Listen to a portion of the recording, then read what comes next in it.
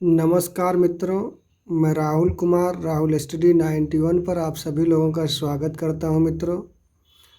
जो कि ये हिंदी साहित्य का इतिहास है। हिंदी साहित्य के इतिहास में आदिकाल का इतिहास ख़त्म हो गया है। 300 प्रश्नों का सार संग्रह था और अब चल रहा है भक्ति काल का इतिहास। भक्ति काल में दो हैं, एक निर्गुण भक्ति काव्य धारा है, एक सगुण भक्ति काव्य धारा है। तो आप लोग जानेंगे, हम पहले पढ़ रहे हैं निर्गुण भक्ति काव्य धारा। इसमें से आपको जो है 250 प्रश्न हैं।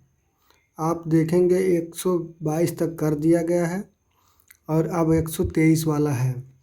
अब देखेंगे क्या कहा जा रहा है।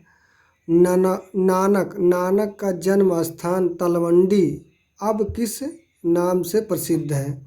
नानक जो है ना, गुरु नानक का जन्म तलवंडी में हुआ था। उनका अब जो वह नाम है वह किस नाम से प्रसिद्ध है। तो आप जानते हैं ननकाना साहब कह दिया गया मित्रों, ननकाना साहब। नसीहतनामा के रचनाकार हैं। नसीहतनामा के रचनाकार कौन है? तो गुरु नानक जी हैं।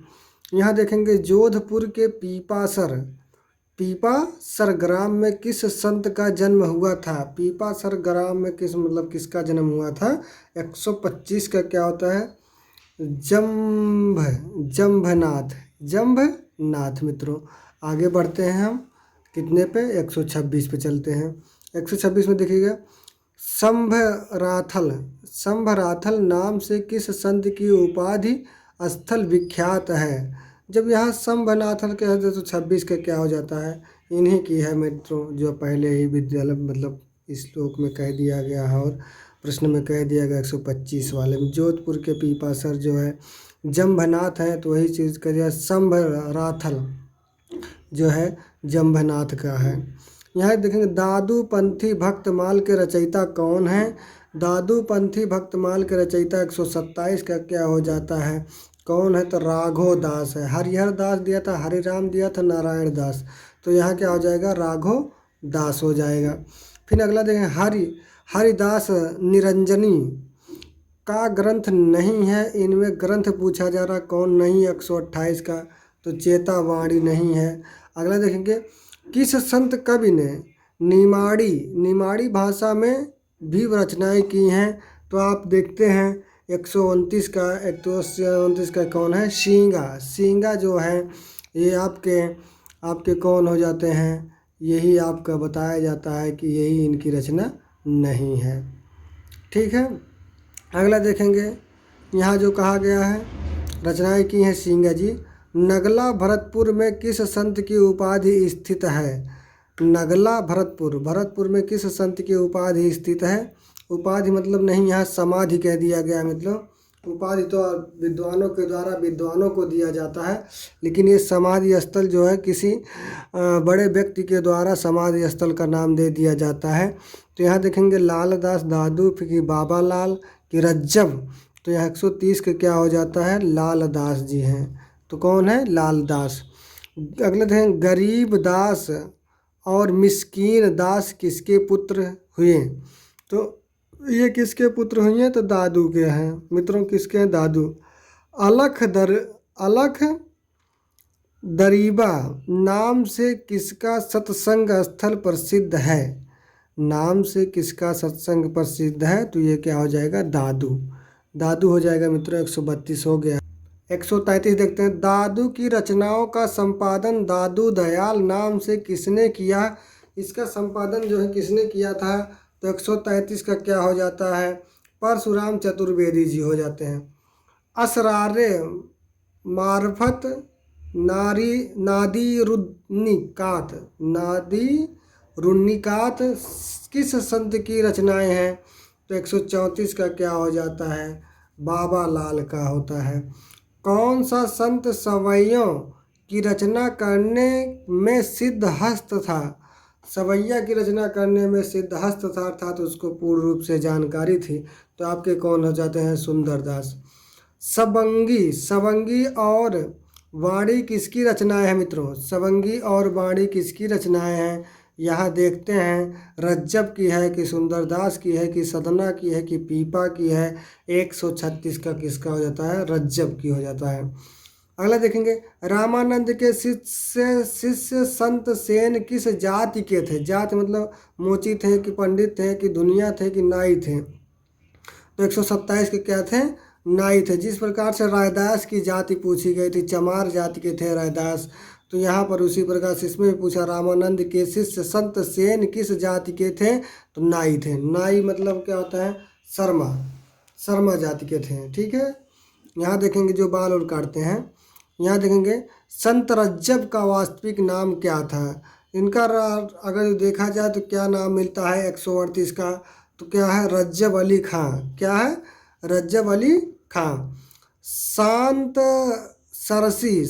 सरसी और निरंजन संग्रह किसकी रचनाएं हैं? तो आपका क्या हो जाता है? 139 का निपट निरंजन का हो जाता है। निपट निरंजन का। साधा संप्रदाय का प्रसिद्ध ग्रंथ है। साधा संप्रदाय का प्रसिद्ध ग्रंथ क्या है? 140 का आपके क्या हो जाता है? निर्वाण ज्ञान। निर्वाण ज्ञान कह दिया जाता है मित्रों। 12 मासा के रचयिता, अब इसको नहीं कर पाओगे तो कुछ नहीं कर पाओगे। 12 मासा के रचयिता है शेख फरीद हैं कि गुरु अंगद देव हैं कि गुरु अर्जुन देव हैं कि नानक देव हैं? तो 141 के कौन हो जाते हैं? 12 मासा इन्हीं ने लिखा है।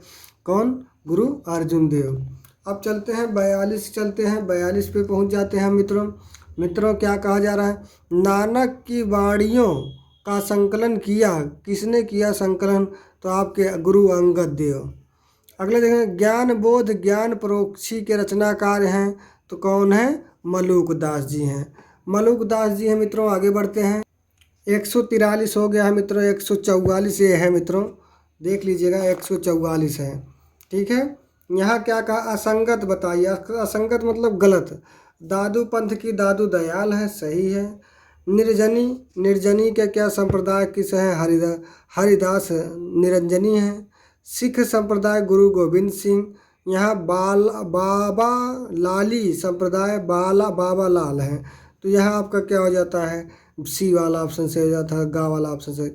यहाँ असंगत है। असंगत कौन सा है? नानक देव सिख संप्रदाय के थे। वल्लभाचार्य को पुष्टि मार्ग के थे कि कील है दास तपसी शाखा के थे कि रामदास रसिक शाखा के थे? तो यहाँ क्या हो जाता है? रामदास रसिक। ये आपका क्या हो जाता है? गलत माना जाता है। 146 पे चलते हैं। रज्जब के गुरु कौन थे? रज्जब के गुरु जो है 146 के कौन है? दादू दयाल जी हैं। रज्जब का पूरा नाम क्या था? रज्जब अली खां। रज्जब की पुस्तक का क्या नाम था? सबंगी और वाड़ी। ठीक है, सबंगी और वाड़ी। यहाँ देखेंगे, ये प्रेम कहानियाँ मुसलमानों के द्वारा ही लिखी गई है। शुक्ल जी ने यह पंक्ति किस काव्य धारा के लिए कही गई है? तो ये जानेंगे संत काव्य है कि सूफी काव्य है कि कृष्ण काव्य की राम काव्य है? तो इसमें कुछ ज़्यादा कुछ कहना नहीं है। सूफी काव्य थे, कवि थे मुसलमान सभी। यहाँ फिर देख लीजिए, सूफी काव्य परंपरा के प्रथम कवि कौन थे? तो इसमें देख लीजिएगा, सूफी परंपरा के प्रथम कवि कौन थे? तो आप जानते हैं मुल्ला दाऊद थे। ठीक है मित्रों, तो मुल्ला दाऊद थे। अब 149 पे चलते हैं। 149 पे देख लीजिए क्या कहा जा रहा है। अवधी भाषा में रचित चंदायन भी मुल्ला दाऊद की ही रचना है मित्रों। यही चीज़ है, प्रथम कवि भी हैं सूफी कवि। ये सब के सब ईश्वर दास बिल्कुल नहीं है सूफी कवि में। मलिक मोहम्मद जायसी है, कुतुम्बन है, मुल्ला दाऊद हैं, नूर मोहम्मद जी हैं, उस्मान जी हैं। ठीक है। अगला देखेंगे, यहाँ देख लीजिए 150। आचार्य शुक्ल ने सूफी काव्य परंपरा का प्रथम कवि किसे माना है? प्रथम कवि किसने माना है? आचार्य रामचंद्र शुक्ल ने सूफी कवियों की परंपरा के अनुसार प्रथम कवि किसको माना है? 150 का कौन हो जाते हैं? 150 का कौन हो जाता है? कुतुबन लिखे, जिसने मृगावती लिखा है। यहाँ देखेंगे, अवधी भाषा का प्रथम महाकाव्य पद्मावत की रचना किसने की थी? पद्मावत की रचना मलिक मोहम्मद जायसी ने की था मित्रों। पद्मावत में पद्मावती प्रतीक है। पद्मावत में पद्मावती प्रतीक क्या है? प्रेम का कि आत्मा का कि परमात्मा की कि श्रद्धा का? 152 के क्या हो जाता है? परमात्मा का। 152 के क्या हो जाता है? परमात्मा का मित्रों। यहीं पर आपका क्या हो जाता है? यहीं पर आपका समाप्त होता है मित्रों। आगे फिर मिलते हैं 153 से। धन्यवाद मित्रों।